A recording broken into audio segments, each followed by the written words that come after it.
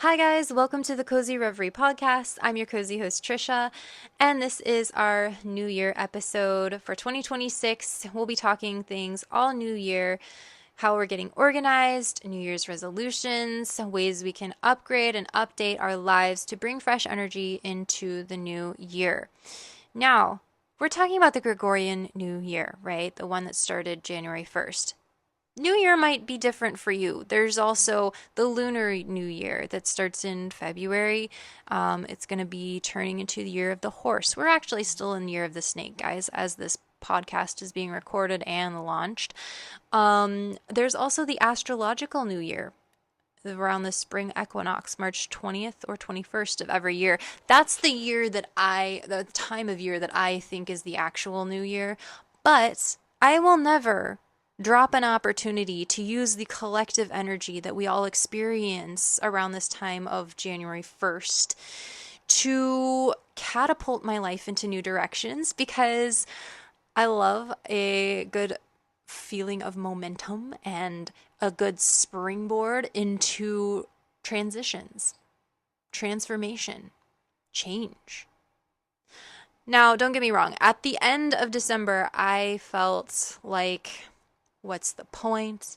I'm so not inspired. I'm so uninspired. I was actually very busy at that time. I still kind of am, but I'm kind of coming out of that busy season. And so I am starting my new year, even though it's a little bit late, whatever. It's still the new year. So the first thing I did was I got a new phone theme kit, okay? Instead of just uploading and updating my wallpaper on my phone, I got a whole theme kit. So all of my icons are changed. They are all cute. It's a winter cat theme, and so all the icons are like this little stitching or crochet, and they're pink and blue and they all match on my front page. There's little widgets you can download. I got a whole app for it. So I'm going to be updating my entire phone theme at least once a month to something seasonal related or just whatever my mood is feeling.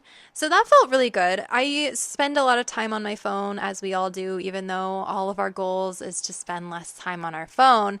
It's kind of an inevitable piece of our lives at this point. So I figured, why not make it cute? The next thing I did was I got some new work clothes.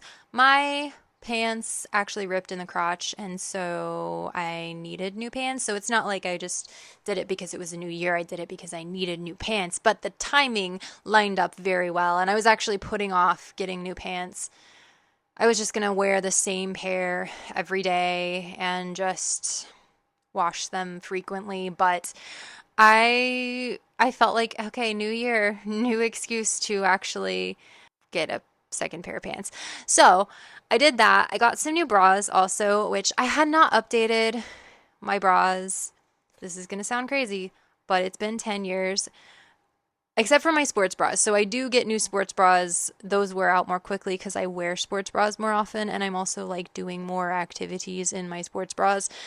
But for the longest time, I just didn't even wear bras. Like, I would wear sports bras when I was working out, and I would just not, if I wasn't. And so that's what I think kind of kept the longevity of my bras. And it just came to the time where it was time. I started wearing bras again a few years ago, and they wore out. But you don't have to update them every, 6 months or whatever they suggest at the store, unless your body's actually changing. I think you can make them last a pretty darn long time. And anyway, I feel phenomenal when I wear them. I feel so much more confident, so cute. I'm like, nobody knows, but I got a cute bra on underneath my ugly work uniform. So I think it's really helps with my confidence in a really subtle way, but yeah, it's a great way to start the new year. And then I also got, some new razor heads, a new toothbrush, all things that I needed, but it just felt really nice to kind of take inventory and like use the new year energy as an excuse to update things that I actually needed to update. So take that inventory. Where are you needing to update? Maybe you need to clean your fridge, take inventory of your pantry, update and get like new rice for the year or beans or whatever. That's also a new thing you could do. You could also, do a declutter. I declutter all the time, so like whatever. And then a new playlist. I haven't made any new playlists for the new year. I got a new playlist from a friend, so that's kind of in my new year playlist, but that would also be another fun idea for the new year. I also came up with a new ritual. So every month I am going to declutter my phone because I tried to do the entire year at once. And so every month I'm going to declutter my phone pictures from the same month of the last year. So I did January of last year. February, I'm going to do February, March, and so on and so forth because it honestly took longer than I thought because I take a lot of screenshots and then I forget that I have the screenshots and then I'm like cleaning my phone and I'm like, oh wow, I took this screenshot a year ago for a reason. Let me go down the rabbit hole of why I took this screenshot and maybe I need to re-screenshot it so I remember to look that thing up or whatever. So, yeah, declutter your phone pictures and apps. I definitely deleted a lot of apps on my phone. As far as goals for the new year, New Year's resolutions, this is gonna sound a little pick me, but I kind of want to consume more than I create, or not necessarily consume more than I create, but like consume in equal amounts to what I create. I think the big one the last 2 years has been create more than you consume. But I actually want to start consuming more. I don't really watch movies. I want to start watching movies again. Shows I didn't watch. I watched one or two this year. And I don't need to like binge. I hate actually the feeling of binge watching shows. But I do want to get back into like anime and art films and stuff like that. And then music, of course. I love collecting records. That's been one of my favorite hobbies of the past year. And so I want to consume more music. I feel like music expands my mind by so much and just art in general, music, film, poetry, all of the above. So that stuff kind of lights a fire under me and inspires me to create more. So I'm all about consuming. I want to take my turtle out more in the spring and summer, just, when it's appropriate to take a turtle out. I have this red-eared slider, and I could go deep into why it's such a bad idea to buy turtles from a pet store. I did not buy the turtle. I adopted the turtle. He was already 10 years old. He was not being taken care of. I take care of him now. He has a much bigger tank. He is being much better cared for than he was by his previous owner. No hate, no shade. It's just that people are so undereducated on what it takes to properly take care of a turtle. Anyway, my goal is to just take him outside more because he likes that, and I know it makes him very happy. I want to minimize my subscriptions. I want to do 3 subscriptions max. I think that's where a lot of my money escapes me and wiggles away. And I have a lot of financial goals this year. So if I could just cut my subscriptions and audit them every month, because I think what happens is I want to watch a show or I want to watch a movie or whatever. And so I get this subscription and then I think I have to keep paying for it when I could really just subscribe, watch the movie, unsubscribe. But then I feel like I'm not getting my full money's worth out of it or whatever. Kind of also wanting to go back into owning more media versus subscriptions, so it kind of all blends into one. I want to deep clean and declutter every season. I think I do a pretty good job of doing that already, but just getting it scheduled in for every season. I want to go on walks outside if it's over 50 degrees. Today it was actually upper 30s and I went on a nice walk and it was beautiful. Walks are like some of the top experiences of my life. As far as like mundane day to day, like walking and cooking, I think, and being with my cat.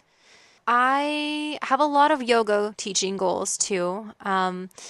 So, as far as teaching goals, I want to use more somatic language in class and just somatic sequencing in general. I'm taking a somatics class right now. I'd like to really dive into that, finish the class, and see how I can incorporate that into my teaching. I want to use more creative sequencing in class. I have been using inspiration from other teachers to do that. I want to learn how to teach off the mat. Apparently, there's this conversation going around that you like are a bad teacher if you don't teach off the mat. And so to me it doesn't matter if the teacher teaches off the mat, but if it matters to other people, I don't want to be seen as a bad teacher.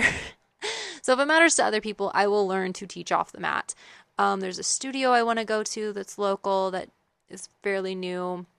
And there's a couple of yoga teachers who I want to network with. As far as planner tools, I'm just using the Artist of Life workbook from Lavendaire, as I've been using every year for the past few years. And then literally just like a $6 clearance planner from Target that I found a few months ago.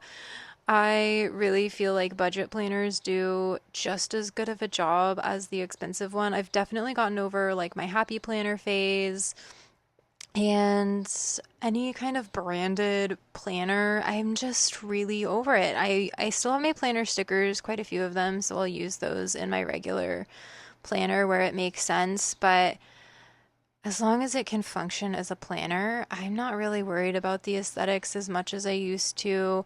And I just don't have the desire to curate my planner the way I used to. It is more for function, but it also can look cute. I think the big difference was last year and the year prior, I moved more into digital planning on Notion, but now I'm kind of back into physical planning. I just don't want to shell out as much money and really contribute to another obsession and addiction, honestly. So I've moved on from planner overconsumption. That being said, I am setting yearly goals, quarterly goals, monthly goals, and weekly goals. And that is essentially my setup. And I do reflect once a month. I just look at, what's gone well, where can I improve, what the highlights were, what did I learn, what I'm proud of, things like that. And I really encourage you to, if you aren't the kind of person who plans, maybe try it out because it can be beneficial to really take some time to reflect, to set goals every month and see your progress. I think it's a very rewarding journey. There are tons of resources for free on Pinterest that you can use to plan your month, year, week, whatever. You don't have to go out and buy a fancy notebook. I just love the one that I get every year. I've been using it and I'm used to it, so that's why I continue to support Lavendaire. But yeah, if that's something you want to get into, doesn't have to cost a lot, if anything. And I highly encourage you, if you haven't taken the time to do some reflection on the past year, to do that, to make a list of questions or look up some reflection questions and really reflect on them, really feel them out, and see where you're at. Maybe not even for the year, maybe just for the quarter or for an arbitrary amount of time. Look at where you are in life, assess, and see where you can pivot to make those small improvements and bring more joy, bring more vibrancy and happiness, success, peace, whatever it is that you're craving back into your life. Thank you so much for listening to today's episode. I wish you the best for the year 2026 and the years to come. I will chat with you soon. Bye.